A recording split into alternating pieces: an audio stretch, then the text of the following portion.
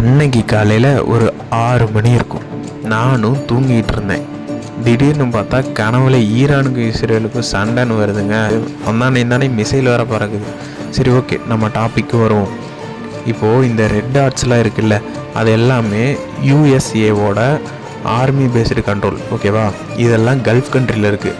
So Iran ஏன் gulf country attack பண்ணாங்கன்னு பார்த்தீங்கன்னா, யூஎஸ்ஏவோட அந்த ஆர்மி பேஸெல்லாம் அழிச்சாங்க.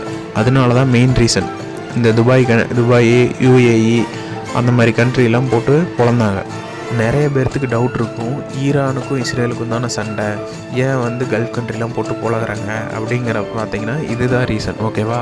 அவங்களுக்கு அமெரிக்காவோட இஸ்ரேலோட எந்த ஒரு போக்குவரத்தோ எது இருந்தாலும் அவங்கள அடிக்கிறது தான் டார்கெட்டு, ஓகேவா?